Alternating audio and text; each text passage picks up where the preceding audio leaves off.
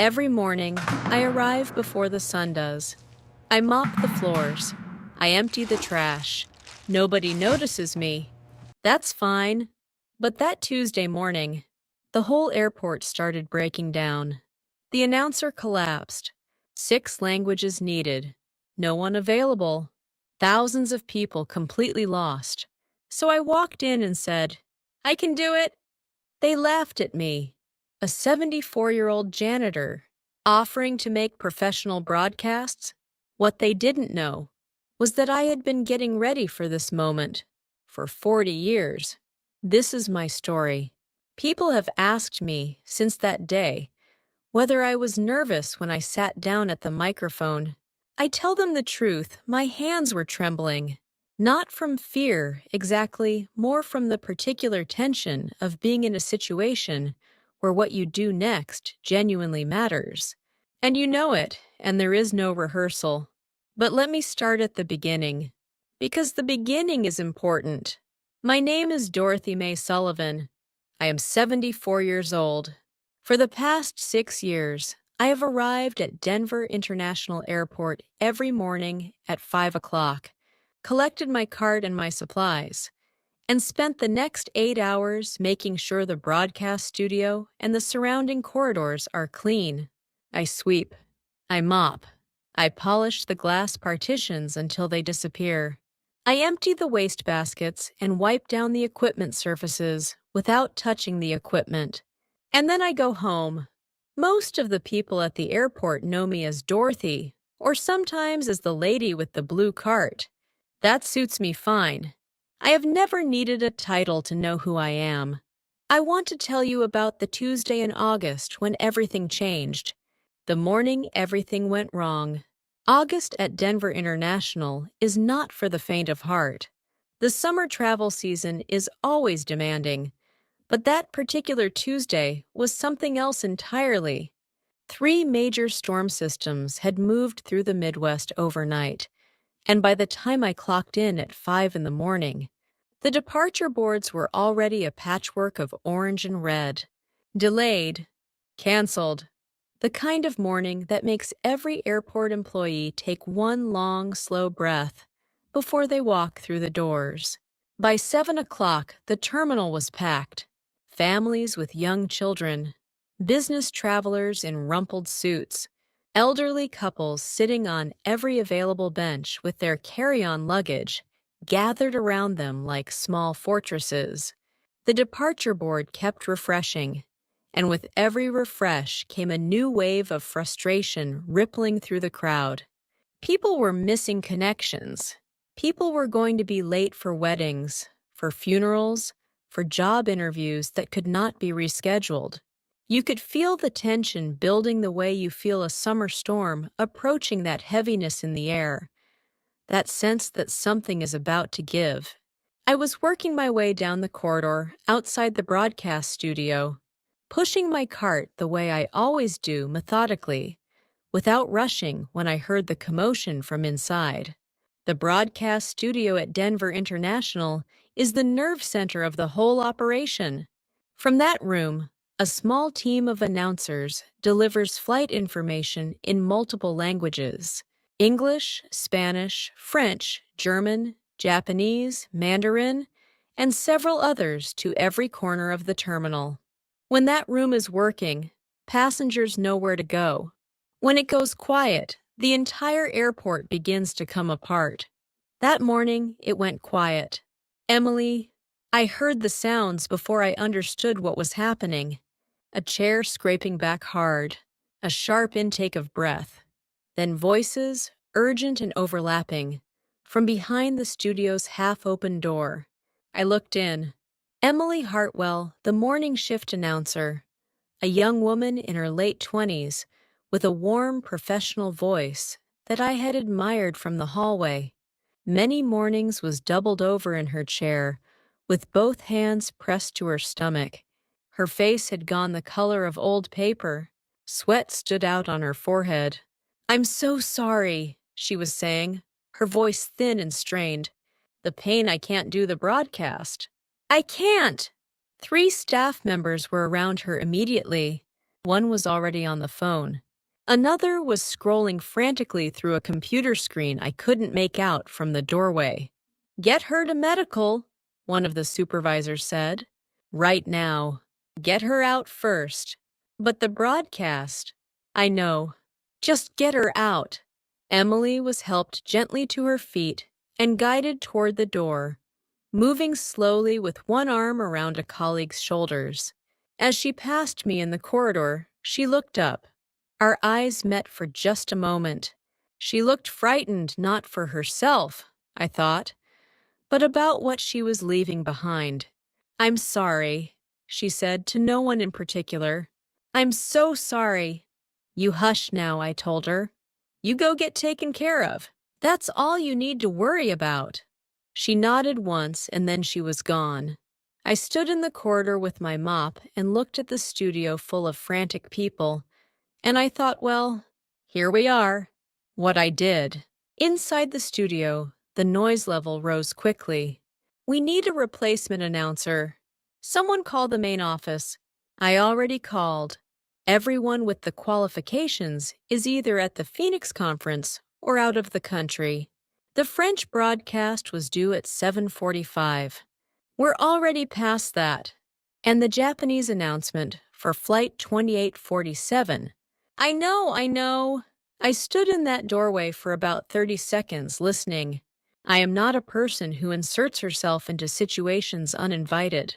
I never have been.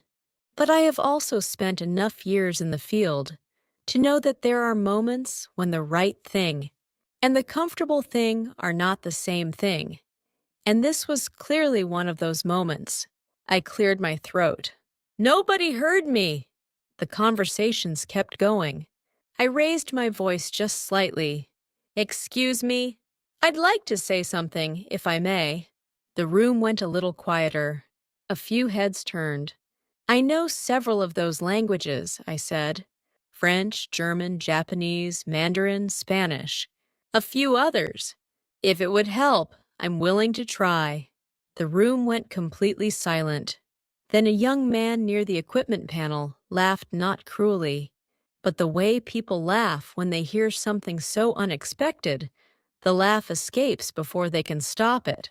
He shook his head with a small, apologetic smile. "Ma'am, we really do appreciate the offer, but these broadcasts go out to thousands of passengers. We need professional fluency.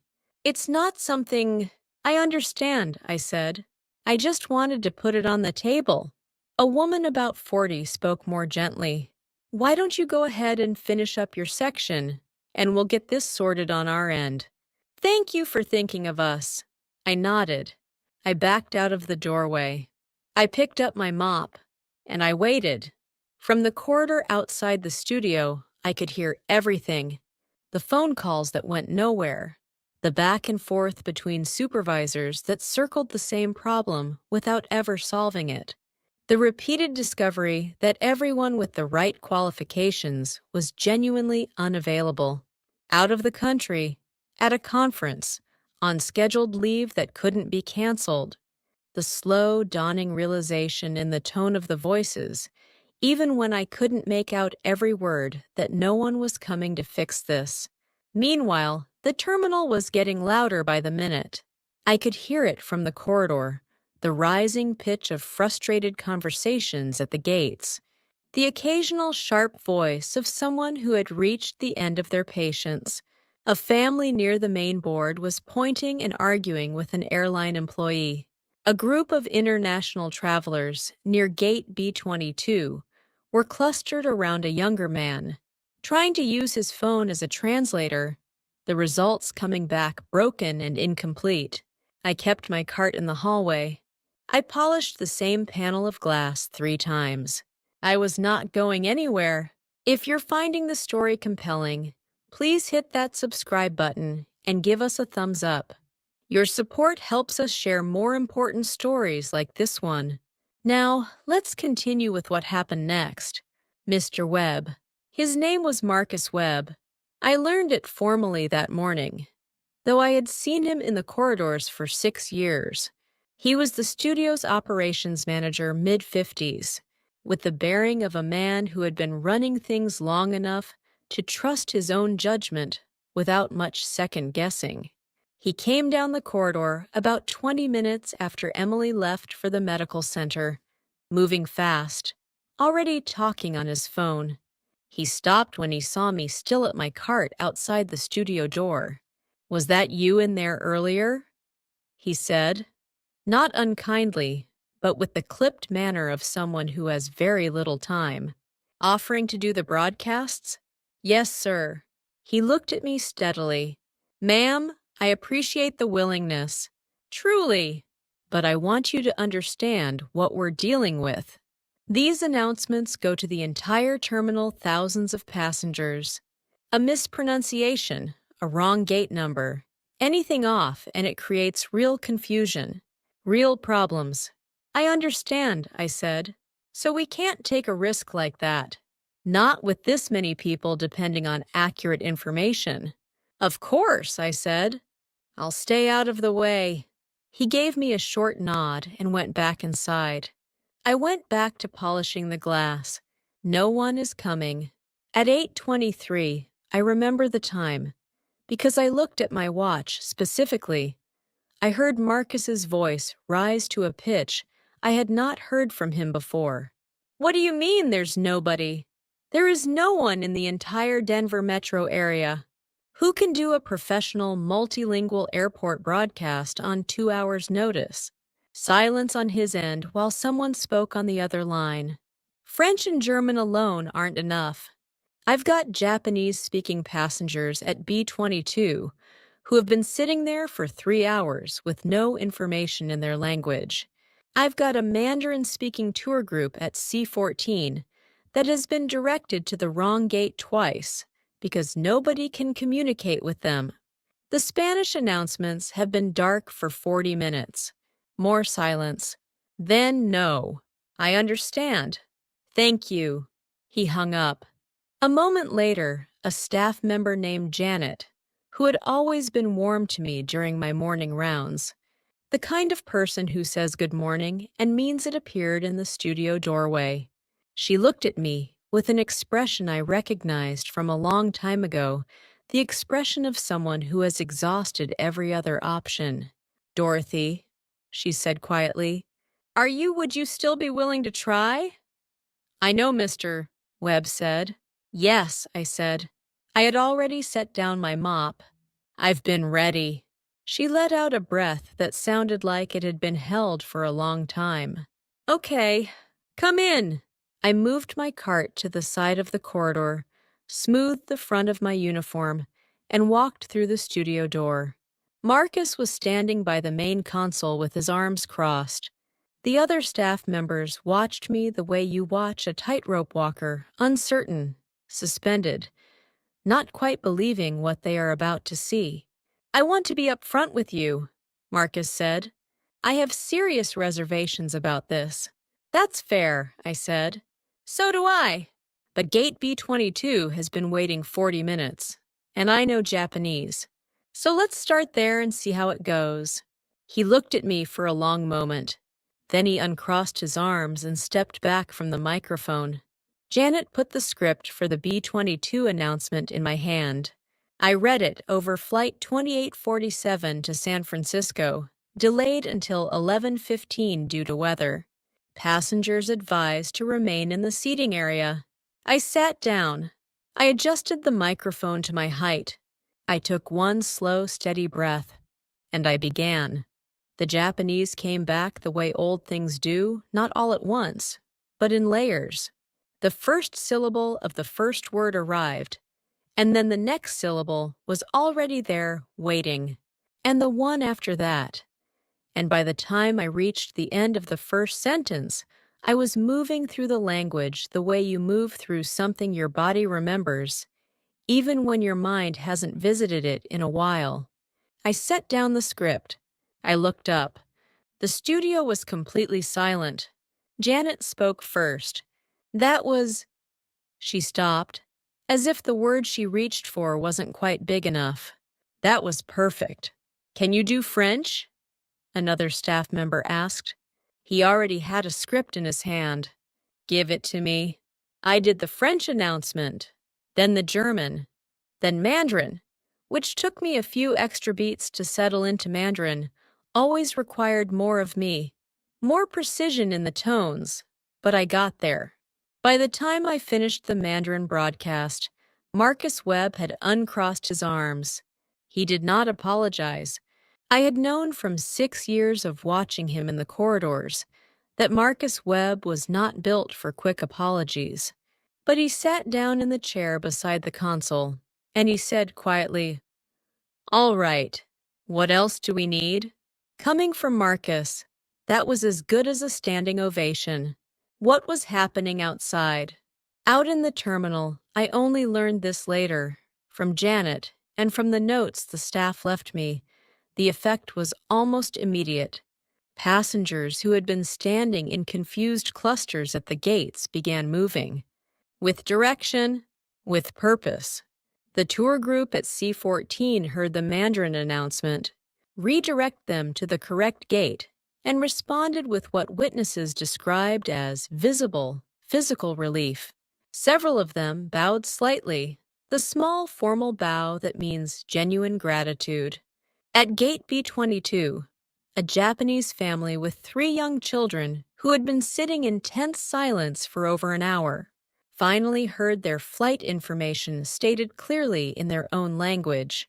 The father put his face in his hands briefly, not from distress, but from the simple, overwhelming relief of finally understanding what was happening to him. I didn't know any of this while I was working. I was focused entirely on the scripts in front of me, on the discipline that broadcasting requires, the pacing, the enunciation, the attention to each word as something with weight and consequence.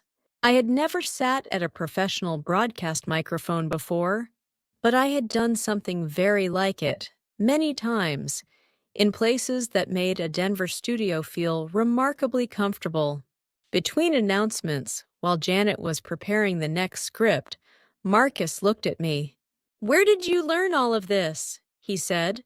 "It's a long story," I told him. He glanced at the departure board. "We've got time." I looked around at the studio, the equipment, the young people, the screens that were beginning to clear as passengers responded to the updated information. I thought, yes, I suppose we do. Why I know these languages. 43 years ago, I was 21 years old. I had just graduated from a small college in rural Virginia with a degree in social work and a very large, somewhat naive desire to be useful in the world. A recruiter came to campus from an international humanitarian organization looking for field volunteers in Southeast Asia. I signed up without thinking about it for very long. My mother cried.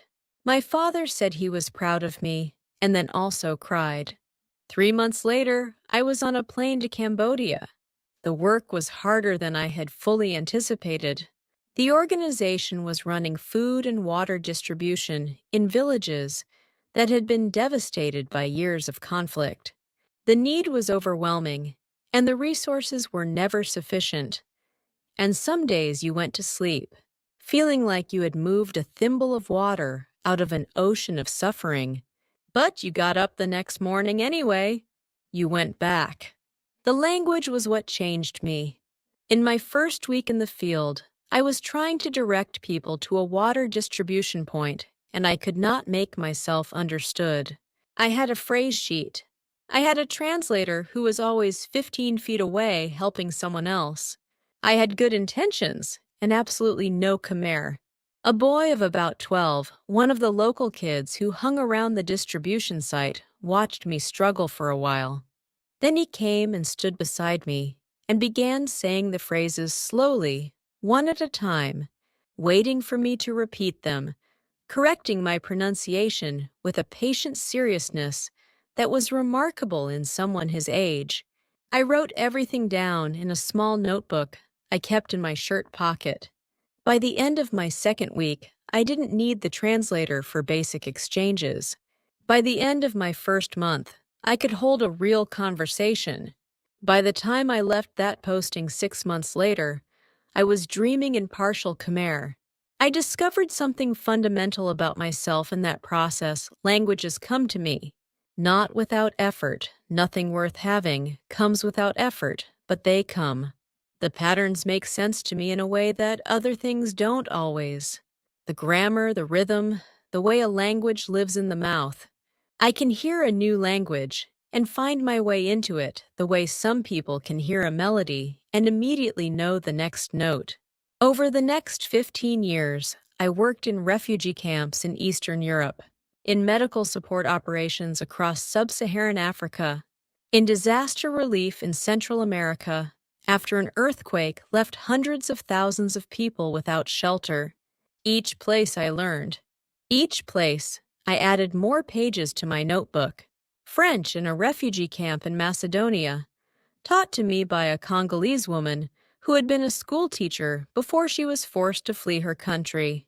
German from an aid worker named Klaus, who insisted that the only way to learn a language properly was to be corrected without mercy and without delay, which turned out to be entirely true. Japanese from a colleague who was homesick and wanted someone to practice with on long evenings in the camp. Mandarin from a medical interpreter in Kenya who told me she had never met an American so determined to actually learn anything. The notebooks filled up. I bought new ones. I kept everyone. I came back to the United States for good when I was in my early 40s. A bad knee from years of field work. A respiratory problem that the doctors said would worsen in certain climates. And if I'm being completely honest, a need, after a very long time, to simply be home. To sleep in the same place for more than a few months. To get a dog. To find out what a quiet, ordinary life felt like from the inside. I settled in Denver. I got the dog a hound mix named Gerald who has since passed on, God rest him. I worked for several years at a nonprofit doing immigrant resettlement services, which let me use the languages in ways that felt meaningful. And then the nonprofit lost its federal funding, and I was 68 years old, and I needed work with steady hours and a reliable paycheck. The airport job came through a friend of a friend. The schedule was manageable. The work was physical, but within my capacity. And I will admit, there was something I liked about being in an international airport. Something about the constant movement of people from everywhere in the world that felt familiar to me in a way I hadn't expected. Like a version of the field, quieter and safer, but still connected to something larger than any one city or country. I brought my notebooks to Denver. I kept reviewing them. Old habits don't die, they just change shape. I had been at the airport for 6 years when Emily Hartwell doubled over at the microphone on that August Tuesday morning. What Marcus said, between the German broadcast and the Spanish one, I told Marcus the short version of all of this. He listened without interrupting, which I had not expected. When I finished, he was quiet for a moment. "You've been here 6 years," he said. "Yes. And in 6 years, you never said anything about any of this." "Nobody asked," I said. And it wasn't relevant to cleaning the studio. He looked at me with an expression I had not seen on his face before. Something between embarrassment and something harder to name, the look of a person in the middle of recalibrating something they had assumed was settled. "I owe you an apology," he said finally. "The way I spoke to you this morning, the assumption I made about what you were and weren't capable of, that wasn't right. And I'm sorry." I looked at him, Marcus Webb, who'd been running this studio since before I started mopping its floors, who had always been perfectly polite to me in the way people are polite to furniture present, inoffensive, essentially invisible. "I accept your apology," I said. "And I want you to know I understand why you hesitated. You were responsible for those broadcasts. You didn't know me. You couldn't have known. That's generous." "It's accurate," I said. "Now, Give me the Spanish script. He almost smiled. He handed me the script. The man at the gate. I was on my 4th hour at the microphone when I heard raised voices from the waiting area near Gate C. A man was trying urgently to communicate something to 2 airline employees, and they were trying to understand him, and nobody was succeeding. I could hear enough through the studio window to recognize the language. Italian. I looked at Marcus. That sounds like it might need someone. He listened for a moment. You speak Italian? Enough for this. I stood up. I'll be right back. The man was in his 60s, well-dressed, visibly distressed. He had a portable oxygen concentrator in his carry-on. I could see it, and he was trying to communicate something about the battery life and the flight duration, and whether there would be power available for the device on the plane. The kind of thing that is merely inconvenient if you can explain it. The kind of thing that is frightening when you cannot. I spoke to him in Italian. He stopped mid-sentence. He stared at me at my cleaning uniform. My age, my face, and his whole posture changed. The tension drained out of his shoulders like water. You speak Italian? He said in Italian. You work here? I do today, I said. I helped him communicate what he needed to the airline staff. The staff arranged it. He took my hand in both of his and thanked me, with the kind of formal, sincere gratitude that people sometimes have when they have been genuinely frightened and are genuinely relieved, the kind that makes you feel actually seen. I went back to the studio. Italian, Marcus said when I sat back down. Not well, I said, but enough. He shook his head slowly. Dorothy, how many languages do you actually speak? I thought about it honestly. Fluently, 4. Conversationally, 7 or 8, depending on how strictly you define that. Enough to help in an emergency? More than that. He was quiet for a long moment, looking at me. And you've been cleaning my studio for 6 years, he said. Your studio has always been very clean, I said. That time he did smile. A real one. By 2 in the afternoon, Emily had been treated and was resting comfortably. A digestive issue serious enough to require medical attention, but not dangerous. She would be back in 2 days. By 2 o'clock, a replacement announcer had been located and was making her way in from across the city. She arrived at 2:45, professional and apologetic, and slightly overwhelmed by the situation she was walking into. I briefed her on the remaining scheduled broadcasts, handed her the scripts, and stood up from the chair. The studio staff started to applaud. Not the polite, obligatory kind, the real kind, that comes from genuine feeling. Janet was grinning. Even Marcus, standing in the doorway with his arms loose at his sides for once, was nodding in that slow, deliberate way of his that I had come to understand was as close as he got to enthusiasm. I was embarrassed by it, honestly. I am not built for applause. Thank you, I said. It felt insufficient, but it was what I had. Dorothy, Marcus caught me before I could reach my cart. The airport director wants to speak with you. There's going to be a formal commendation. And there's also a conversation happening about whether we ought to have someone on staff who can handle multilingual situations beyond the standard broadcast team. I understood what he was suggesting without him finishing the sentence. That's very kind, I said, but I'd like to go back to my cart. He blinked. I appreciate what you're saying. I truly do. But I like my job. I'm good at it. I come in at 5, I clean the studio, I go home. That suits me. I paused. Today was important. I'm glad I was here for it, but it was the moment that needed it, not a new career. Marcus looked at me for a long time. You are, he said finally, a very unusual person. I'm a 74-year-old woman who mops floors, I said. I'm also someone who spent 30 years doing some of the hardest work I've ever seen get done in some of the hardest places on earth. Both of those things are true at the same time. Neither one cancels the other out. What changed? I did accept the formal commendation. That felt right, not for my sake, but because the people around me deserved to see it acknowledged properly. Janet and the other staff who had trusted me when they had every reasonable cause not to. Emily, who had been worried about others when she should have been worrying entirely about herself. What I did not accept was the new role.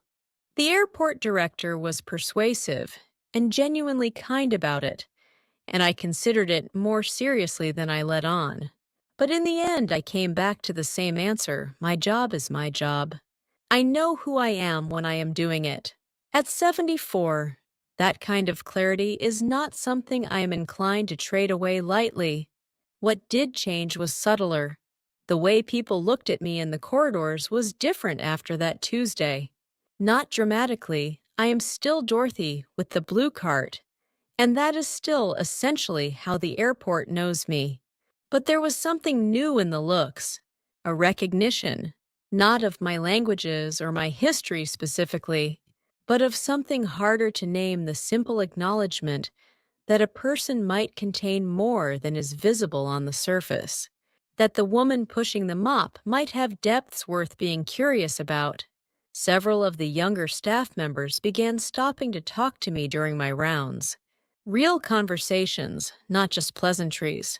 A young woman named Priya, who worked mornings at Gate A, asked me about the humanitarian work, how I had gotten into it, what it was actually like, whether it was too late at 30 to do something similar. A man named Daniel, who ran the information kiosk near the main entrance, started showing me his Spanish language app and asking whether his pronunciation was improving. The Italian conversation got around, and before long, I had an informal language exchange going with two airline employees on their lunch breaks. I had not planned any of this, but I didn't discourage it either. Marcus stopped me in the corridor one morning about 3 weeks later. He had 2 cups of coffee, one for himself and one for me, which was new. "I've been thinking," he said, "about something you told me, about how you never mentioned any of it because nobody asked." "I remember," I said. "I've been thinking about how many people walk through this airport, through any building, any office, any room carrying things that nobody has ever thought to ask about." He handed me the coffee. "It bothers me." "Good," I said. "It should." He laughed a real laugh, surprised out of him. "Yeah," he said. "I guess it should. A note to you. I have been thinking about how to end this story, and I keep arriving at the same place: the notebooks. I still have all of them. 30-some notebooks, filled with words in 8 languages, built up over 40 years of showing up in places where things were broken and trying to help put them back together. Some are water damaged. Some have pages nearly too faded to read. Some are held together with rubber bands because the binding gave out years ago. But I have kept every one of them. I review them still, most evenings, the way some people do a crossword puzzle or read before bed. It is a habit so old it has simply become part of who I am. For most of the years since I came home and settled into ordinary life, I thought of those notebooks as a record of a past version of myself, evidence of someone who had once moved through the world in a particular way. Something to remember, not something still in use. That Tuesday in August taught me something different. Everything you have ever learned, every skill you have built, every hour you have put into becoming who you are, none of it disappears. It accumulates. It waits. And sometimes, in a moment you did not see coming, in a broadcast studio on a chaotic August morning, it turns out to be exactly what is needed.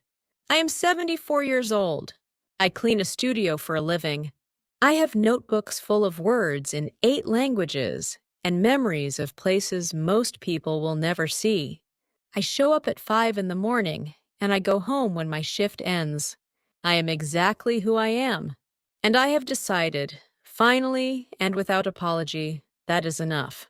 Maybe you are reading this and you have your own version of those notebooks, your own accumulation of things learned, done, and lived through that you have begun to think of as past tense, things that used to matter in a life that used to look different.